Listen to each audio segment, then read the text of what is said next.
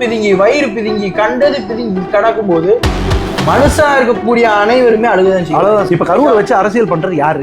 கரூரை வச்சு அரசியல் பண்றது தாவேகா தான். இவங்க தான் அரசியல் முக்கிய காரணம், இந்த பிரச்சனைகளுக்கு முக்கியமான காரணம் யாருன்னு பார்த்தோம்னா தாவேகா தொண்டர்களும் அக்கட்சி தலைவருக்கும் தான். ஏன்னா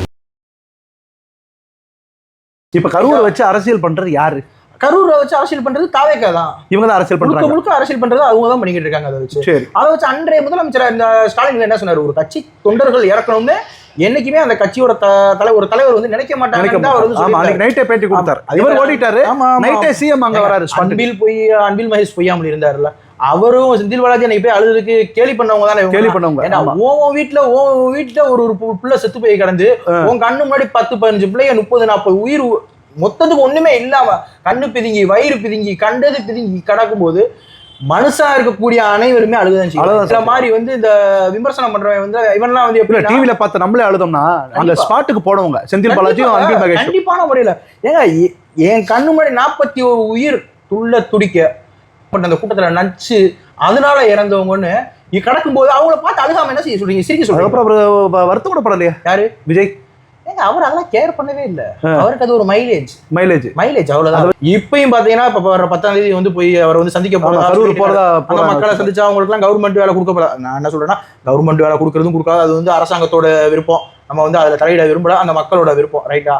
இதுல முழுக்க இந்த விபத்துக்கும் இதுக்கு எல்லாத்துக்குமே காரணம் அப்படின்னு என்னைய பொறுத்து இதுல சாட்சிகள் கலைக்கப்படும் அப்படின்னு சொல்லி பேசுறாங்களா? இல்ல நான் உங்களுக்கு இதுல சாட்சியெல்லாம் ஒன்றும் கலைக்கிறதுக்கெல்லாம் வாய்ப்பே கிடையாது. ஏன் சொல்றேன்னா, அன்னைக்கு அவரோட தலைக்கு மேல 1000 கேமரா இருக்கு. அப்படின்றப்ப நான் வந்து நம்ம சிபிஐ அவங்களுக்கு வந்து ஒரே ஒரு வேண்டுகோளை மட்டும் இதில் வச்சுக்கிறேன். அவங்களுக்கு நீங்க ஒரு பிரச்சனையாவே இது வந்து எல்லாருமே ஒரு பழி போடுற ஒரு இதாவே இதை யூஸ் பண்ணிக்கிட்டு இருக்காங்க. அதனால இதை வந்து விரைவா வந்து முடிஞ்ச அளவுக்கு வந்து சிபிஐ வந்து இதை விசாரிச்சு அந்த வீடியோஸ் வந்து எல்லாத்தையுமே எடுத்து தெளிவா பார்த்து, அதாவது தமிழ்நாட்டு மக்களுக்கும் இந்திய மக்களுக்குமே அவங்க விரைந்து விசாரிக்கணும். ஆமா, விரைந்து விசாரிச்சு இதுல யார் வந்து மக்களை வந்து காவு வாங்கினா அப்படிங்கிறது தெரியணும்.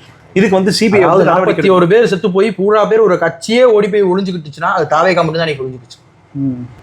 41 பேர் சொந்த தொண்டனை கொண்டுட்டு பூரா பேர் ஒரு மொத்த கட்சி. அதாவது சிட்டிசன் படத்துல வந்து நக்மா சொல்லுவாங்க, நாயர் ஒரு கிராமத்தையே காணாங்க, இந்திய வரைபடத்துல இருக்க ஒரு கிராமத்தையே காணாங்கன்னு சொல்லுவாங்கல்ல, அந்த மாதிரி ஒரு கட்சியவே காணோம்.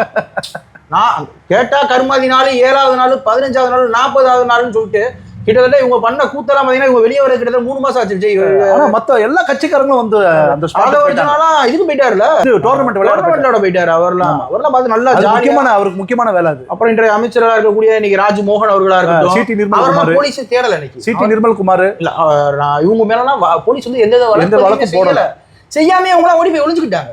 இப்ப சும்மா ஏதாவது பேசினாலே வழக்கு போடுறாங்க. இன்னைக்கு பேசக்கூடிய அமைச்சர், அறநிலையத்துறை அமைச்சரா இருக்கவர் வந்து ரமேஷ் நினைக்கிறேன். ஆனா அன்னைக்கு அந்த பிரச்சனையில பாத்தீங்கன்னா ஒரு மொத்த கட்சியும் நாயர் ஒரு கட்சியே காணாம போயிருக்கு. நாயர் 41 பேர். இதுக்கு முழு காரணம் தாவேகா மற்றும் தாவேகாவோட தொண்டர்கள் தான், வேற யாருமே கிடையாது. தாவேகாவோட தொண்டர்கள், அதன் தலைவர் விஜய், இவங்க தான் இந்த 41 மக்களும் முழுமையா அவங்க வந்து பலியானதுக்கு காரணம் இவங்க தான் காரணம். ரைட்டா? அன்னைக்கு திமுக மேல ஒரு முக்கியமான தவறு என்னன்னா, சரியான விசாரணை நடத்தாம இவங்களை விட்டது வந்து திமுக மேல வந்து ஒரு மிகப்பெரிய தவறு. அன்னைக்கு வேற வழக்கு போட்டிருக்கலாம். வழக்கு போட்டிருந்தா அன்னைக்கு வேற மாதிரி பிரச்சனை ஆயிருக்கும். அன்னைக்கு அவர் நினைச்சிருந்தாரு, இன்னைக்கு ஒரு முதலமைச்சரே கிடையாது. அன்னைக்கு அவர் மேல வழக்கு பதிவு பண்ணுங்கன்னு சொல்லி அன்றைய முதலமைச்சர் சொல்லியிருந்தாருன்னா இன்னைக்கு ஒரு முதலமைச்சரே கிடையாது.